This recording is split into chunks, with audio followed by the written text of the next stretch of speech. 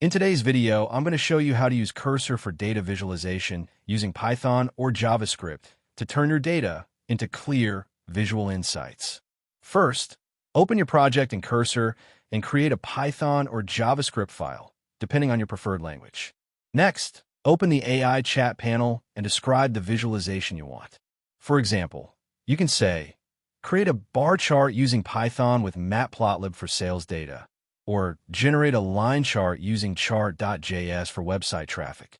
Cursor AI will generate the code for you.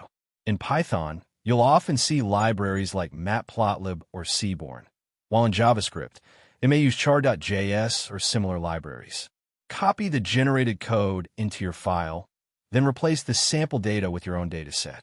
You can also highlight your dataset or code and ask Cursor to improve the visualization, like adding labels, colors, legends, or making it interactive.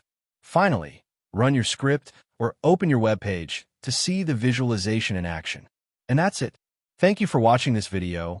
Please feel free to use the affiliate link in the description.